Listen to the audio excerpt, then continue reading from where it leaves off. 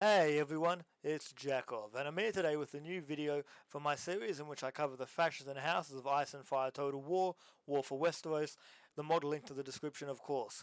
This is a mod for the game Total War that overhauls it and bases it in Westeros, the primary setting of Game of Thrones, House of the Dragon, and the Song of Ice and Fire books. In particular, this mod is based off of the books with the units and fashions in it taking inspiration from their book counterparts as compared to the live action shows, which is something I appreciate. Because this mod chooses to discard the visual style of the show, it means a lot of the units in the game look more historically authentic for starters, which is nice to see. In this video I'll be breaking down the faction of the Westerlands, specifically the sole house it has with a roster, House Lannister, looking at the history and inspiration behind the faction and its roster, before turning to its units and looking at how historically authentic the units' arms and armour are. If you like the sounds of that and want to see more, like and subscribe and the content will keep coming. As of making this video, the mod is in the very early alpha, however even at such a stage a lot of factions, units and maps already exist, which means there's more than enough content for me to cover for a while. Looking at the Westerlands are the westernmost region of continental Westeros, bordering the Riverlands to the east and the Reach to the south, with the Iron Islands being located off the western coast. A land of valleys, hills and mountains, the Westerlands is famed for the natural wealth of the region, being fantastically rich in gold and silver, something that also relates to the leading house of the region, House Lannister. Initially led by the Kings of the Rock under House Casterly, in a way lost to the mists of history, the Westerlands would come to be under the control of House Lannister, who for millennia would be the Kings of the Rock in turn, waging ferocious wars against the Ironborn raiders and their neighbouring kingdoms to the south and east. It was during Aegon's conquest, however, that the Kings of the Rock would choose to forge alliances rather than sow conflict, allying with the Kings of the Reach, House Gardener, to fight the Dragon Lords. What followed was a massacre known as the Field of Fire, in which the Targaryens atop their dragons burned the enemy armies, exterminating House Gardener and scaring the Lannisters so much that they surrendered to the foreign conquerors.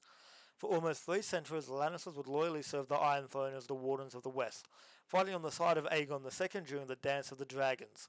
During the Mad King's reign, his Hand of the King would be Tywin Lannister. The Lord of House Lannister, who initially friends with the King, would become his enemy as the King increasingly went off the deep end and began to reduce Tywin's power. During Robert's rebellion, House Lannister would remain neutral up until after the aftermath of the climactic Battle of the Trident, when Tywin will lead an army to the capital of King's Landing, allegedly to protect the capital from the rebel army, only to sack it and consolidate the downfall of the Targaryens by killing the royal grandchildren, while his son Jaime, a member of the King's Guard, would kill the Mad King. With all this, Tywin consolidated both his position as a member of the rebellion and his reputation as a ruthless warlord, after which he would marry his daughter to the newly crowned King Robert. During Robert's reign, the Lannisters would fight against the Ironborn during their short-lived uprising, though by the end of Robert's reign, the Lannisters would begin to engage in the opening battles of the War of the Five Kings. At the beginning of the series, the Lannisters are more or less the bad guys believed to be behind the murder of the former Hand of the King for discovering the incestuous truth about the house, with the Lannisters going to war against the North and the Riverlands, supporting the claim of the boy King Joffrey Baratheon due to his Lannister heritage. By the most recent book, the Lannisters have more or less won the War of Five Kings, but at great cost in terms of money and manpower, with their leadership crumbling due to the murders of Tywin and his brother Kevan and Tyrion Lannister's abandonment of his family, with the house in a rapidly disintegrating alliance with House Tyrell, faced with the threat of invasion by the Golden Company. In terms of historical inspiration for the fashions, the Lannisters are primarily based off of one of the main sides in the English War of the Roses, the Lancastrians, who were predominantly based in the south and fought against the northern Yorkists, much in the same way the Stark direwolf and the Lannister lion are at one another's throats. The Westerlands in general are being based off of England as a whole. With all that said, we'll turn to the units, beginning by looking at the generals, each faction normally having a heavy cavalry unit as a general, which is normally a regular unit in the roster, as well as a unique character from the books leading their own unit. In this case, the unique general for House Lannister of the Westerlands is Lord Paramount Tywin Lannister, the aforementioned head of House Lannister and also one of my favourite characters in the books and the TV show. Tywin is the leader of the faction and is known far and wide across Westeros, as a consummate politician and a wise leader who can be incredibly brutal if the situation requires it, exterminating 2 rebellious houses when he was only a teenager and not yet lord of his own house. Looking at Tywin, he rides a mostly unarmoured horse, his steed only having a petrel for face protection. As for Tywin himself, he lacks a helmet, which is a massive negative, as helmets are by far the most important armour piece, and having a general, especially this general, lack it is a mistake, given he is described as wearing a helmet meant to look like a lion's head, which could have been made with the visor up to show off his face, though it is nice to see his book-accurate mutton chops and bald head. For armour, Tywin wears a mail shirt over which he has a red enamelled plate cuirass with attached folds, Lannister lion gilded onto the cuirass. For his arms, he similarly wears enameled pauldrons, rear braces, pollens, and van braces, though he seems to lack gauntlets and instead wear leather gloves, which for a man not expecting to see combat and who leads from the rear reserve makes sense. For his upper legs, Tywin wears what I'm assuming are brigandine-style cuisses, which did exist historically. Pollens protecting his knees and greaves, which appear to be made of plate, with leather strips mounted atop them, hopefully not being leather and metal strips mixed, as such armour would be quite obsolete and ineffective compared to the rest of his armour. Leather boots and a scarlet and gold cloak finishing off his look. Lacking a shield, which is very unique for a unique unit, Tywin instead just wields a bastard sword with a nice red leather grip and a gilded pommel. Overall, Tywin makes for a striking presence in his armour, which does bear some similarities with his book armour. This one is a bit less flamboyant, which may well be a good thing. Turning to his household guard accompanying Tywin, many of their horses are equipped the same, although others were a mix of caparisons bearing the colours and shields of House Lannister, making for very brightly coloured horses. Turning to the riders themselves, they ought to a man wear red enamelled salads with visors and bevers, a yellow feather topping their helmets. For their body armour, they wear much the same body armour as Tywin, only being differentiated by the padded black pants and a lack of greaves, using heater shields which inaccurately have metal rims in conjunction with lances bearing Lannister pennants. Overall, while the men look cool, this isn't a unit I'm a fan of appearance-wise. Having all these troops have the same armour as Tywin takes away from his uniqueness as the richest person in Westeros. If maybe only some of the men had the red armour and the majority had regular plate, they'd look better, but as it stands, the unit looks way too uniform. Moving on is a gold tier 3 heavy shock cavalry unit. These guys more than pack a punch, destroying enemy units to pieces when properly deployed. I'd pick these guys over the standard general unit due to their better stats despite the smaller unit size, though I'd recommend either leading your cavalry from the front with these guys as a speed with your formation, or leaving them in the rear to act as a highly formidable mobile reserve. Either way, a great unit, albeit one with an appearance I'm not the greatest fan of. Moving on to the regular units the faction can field with the Lannister Levy Swords. House Lannister is blessed in a way that one of the few proper cities in Westeros, Lannisport, is located next door to the house's seat of power, Castle Rock, allowing the Lannisters to directly control the city, something that can't be said for any of the other factions with cities in their region, whereas of the current mod build lack access to units from their cities. For House Lannister, their early game units are their city troops, beginning with the Lannister Levy Swords. Just by looking at these guys, it's apparent how wealthy House Lannister is, even their levy troops being very well equipped. All the men wear helmets, be they bassinets without visors or salets which cover the face, mail cloaks being worn in combination underneath the helmets. For their torsos they wear quite the mix of equipment, some of the men seemingly only having gambesons in the Lannister colours, or some wear mail hauberks over gambeson, others reversing that and wearing gambeson over mail, with others still wearing brigandine cuirasses over mail shirts. Apart from that, the men only really seem to have leather gloves, padded pants and leather boots for the rest of their bodies, although a few have pollens covering their knees. For shields, the men use kite shields often decorated with a golden lion of Lannister. The shields more than suiting the general armour level of the troops with the exception of their late period helmets. A variety of different swords being used with the shields, such as arming swords of various styles, including single and double bladed, as well as a mix of falchions varying in size, making for a great selection of weapons. My only potential issue with the troops' weapons is that it would have been nice seeing them use axes and maces mixed in, that could be seen as a flex in universe by the Lannisters. At the very least most of their troops can uniformly use swords, something that can't be said for any of the other factions. Looking at the unit officer, he wears a gilded salet with a visor, although his bevel is plain, the helmet topped with red feather plumes. For his body, he wears a mail shirt with a plate cuirass above it gilded with the Lannister lion. Large pauldrons covering his shoulders, while his elbows, forearms and hands are protected by gilded cowders, van braces and articulated gauntlets. The lack of upper arm armour may be a prioritization of mobility and a decrease in weight, which was something warriors did do in a way to maximise their battlefield effectiveness, so the mail covered upper arms are a nice touch. For his lower half, the officer is very lightly armoured, wearing the lower half of a surcoat over padded pants and leather boots.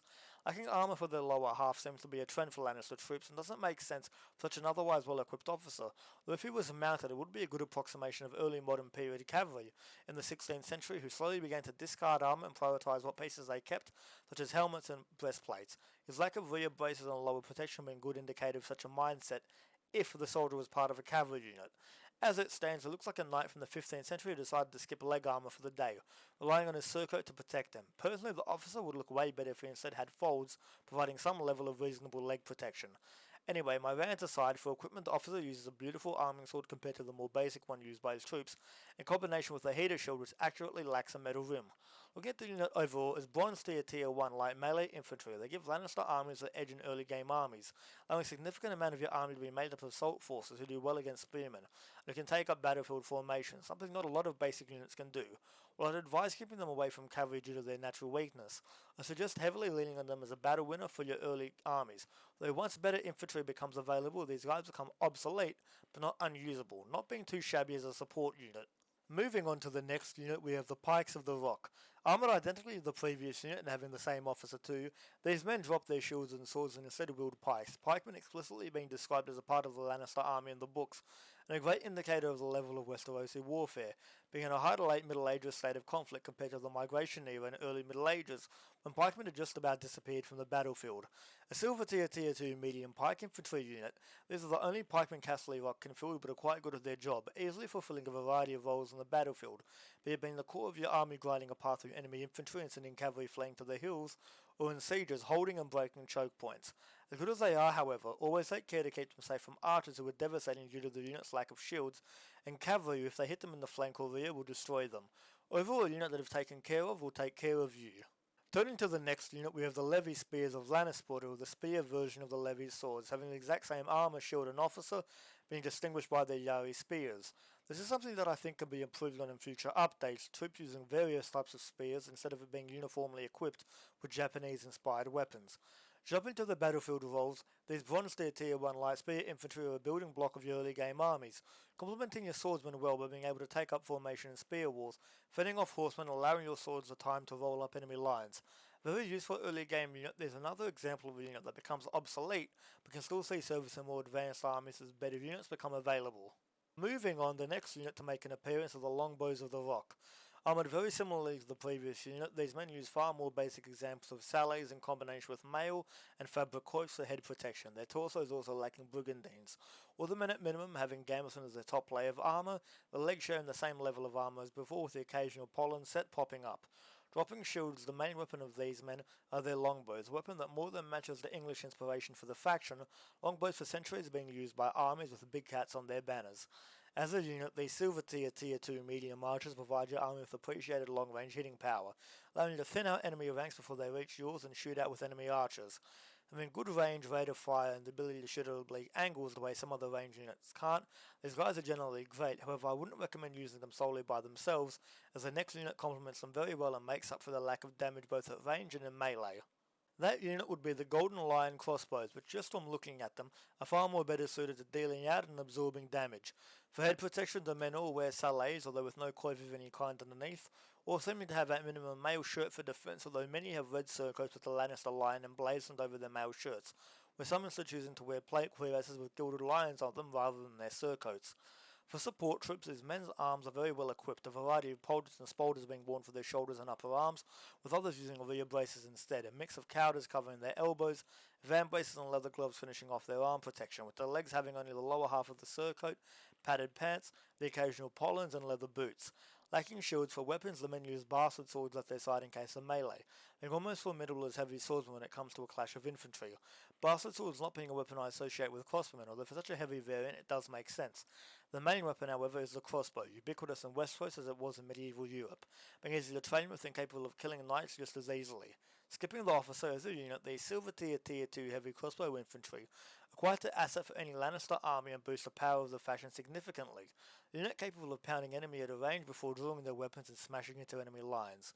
Personally, I'd recommend using up their ammunition completely before sending them into combat so as to maximise their impact on the battlefield, being far better than most other factions' range units at melee combat, doing well in the front lines at a pinch. However, like all crossbow units, they have the weakness of only being able to fire straight ahead, which is why I instead suggest use them alongside the longbowmen, letting them handle more difficult shots while these guys use to hammer heavy infantry at range with easier angles. Overall, a great unit that boosts the power of House Lannister significantly. Moving on to the next unit, we have the Swords of the Rock, men armoured almost identically to the previous unit with the exception that all of them wear salets with a bever and a gorget as a standard, some having visors with their helmets too. Using a mix of heater shields, some accurately lacking metal rims and other ahistorically having them, the men use arming swords of various styles with them, setting themselves apart from the lower tiered Lannister sword levies, unit looking like heavy infantry from the late 15th century.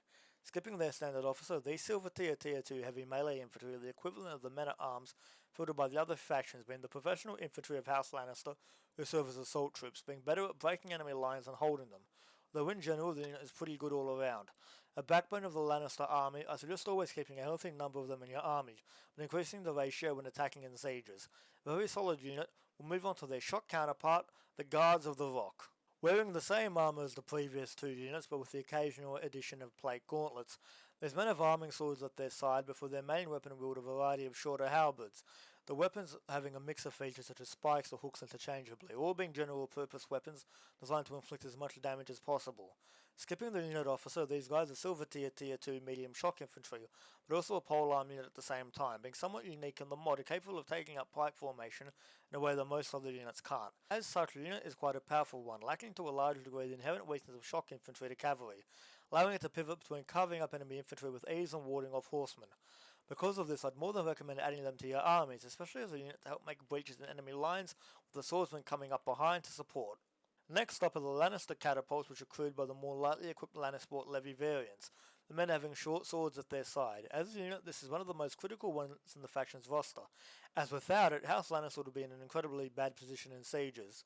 This unit gives the Lannister player the ability to bombard enemy fortifications rather than purely rely on taking them by storm, also allowing them when defending fortifications to thin out enemy attackers and initiate counter battery fire on enemy siege equipment. A great unit, even sometimes seeing service in field battles as a way of sniping enemy formations. If these guys were lacking from your armies, you more than realise how much of a back foot you'd be on. Turning to the next unit, we have the Mounted Sergeants of Lannisport, who are essentially the Lannisport sword levies but on unarmoured horseback. Skipping their officer distinguished by his lance with a large Lannister banner on it, these silver tier 2 medium melee infantry actually match with their name, which is great, something not all cavalry units do sadly. In battle, the main role of these guys is to hunt down enemy archers and catch out enemy horsemen, bogging them down in slogfest, which these guys can better endure compared to shock cavalry, who are better on the charge and aren't as good at enduring battle. Definitely a unit to pick up in your army building, being a great support unit for your heavier cavalry who are also capable of dealing out a fair bit of damage when charging too. Moving on, the next unit are the Shields of the Rock, who are the Swords of the Rock but with spears instead of blades, using a mix of spear types alongside their heater shields. Skipping the officer, these are your standard silver tier 2 heavy spearmen, making up the core of your defensive line, being great at warding off cavalry and being very well suited to holding the flanks of your army, especially flanking pikemen and preventing them from being hit. Good in open battlefields and exceptional in sieges, though more so as a defender. This is a unit which, one should almost always be recruited, should have its proportions changed depending on the situation. Not really being used when attacking fortifications, being relied on heavily for defensive-oriented army is your goal. Overall, definitely a unit that boosts the strength of House Lannister, even if it can't win battles on its own. Coming up next are the Knights of Casterly Rock, essentially Tywin's household guard. Skipping their pennant-wielding officer, these guys are gold tier 3 very heavy shock cavalry, being both the armoured fists of the faction and a potential general unit. An alternative to Tywin, I personally wouldn't pick them unless you wanted a cheaper option given Tywin's men have better stats. However, at a pinch, it's not a bad choice at all. It can easily go toe-to-toe with most equivalent units. Its best use in your army is as a spear tip of your mounted troops, smashing into enemy lines and causing as much damage as possible with cycle charges. A powerful unit that provides House Lannister with mobile striking power would otherwise be almost completely lacking, and as such would always find a place in a Lannister army, except in sieges unless sally outs are intended. Moving on to the final unit in the Lannister roster, we have a unit that appears quite prominently in the books, the Red Cloaks, which are the household guard of House Lannister and stationed primarily at King's Landing to protect Cersei and the royal children, being an antagonist force in the books for sure. Looking at the men, they were a mix of bassinets with faceplates with attached mail cloaks and standards, as well as sugarloaf great helms with the same mail attachments, the helmets being topped with bright red horsehair crests, similar to those seen on ancient Greek hoplite helmets, giving the unit a very cool and unique aesthetic. For body armour, the men wear a brigandine in the Lannister colours over a mail shirt, a placard with attached folds protecting their stomachs and upper legs, pauldrons, spolders, rear braces, cowders, van braces and articulated gauntlets all being worn for the arms, mail pants being worn on the cuisses, pollen greaves, and a mix of mail shoes, leather boots and sabatons, their namesake being worn on their backs. Dropping shields, these men instead choose to use both hands toward great swords with curved cross pieces, which I quite like, but a nice change from the Zweihander-inspired swords we often see. These looking like the swords used by heavy infantry in Italy in the 15th and 16th century. Skipping their officer, these gold tier 3 very heavy shock infantry are one of the best designed units in the Lannister roster, and look amazing. Their battlefield role being to be the spear tip of your attack troops, either smashing through weak points in the enemy line to roll up their forces, or being kept in reserve to plug up holes in your own line, being exceptional in sieges and breaking choke points and cutting down overextended enemy infantry. A great pick to add to any Lannister army, they'll more than do their job and match equivalent shock troops in a brutal contest of arms. With these guys covered, all the units in the faction have been looked at, so we'll move on to the faction as a whole. Overall, House Lannister of the Westerlands are a faction that very much specialises in heavy infantry and ranged units, with a respectable cavalry lineup to boot. This makes for a faction that can very easily go from a range-oriented force to a defensive turtle to a swarm of shock infantry with ease, having a robust early game selection of units, something that can hardly be said of most other factions at this stage of the mod's development. While I wouldn't suggest matching the cavalry-oriented factions horse to horse, these guys can still perform well and menace enemy armies with what they do have available. Generally speaking, this faction will do well for both beginning players and veterans, its playstyle appealing to both with its versatility. As it stands, I can't wait for this faction to have more units added to it, so as to see the might of the Lannisters on full display, but for now, it's more than adequate. If you guys have enjoyed this video or want to see more like it, let me know in the comments and please like and subscribe. I may not seem like much, but for such a small channel, it's massively appreciated. Rest assured, more videos on this mod and others will be coming up in the future. With all that said, this is your host, Jakov, signing out.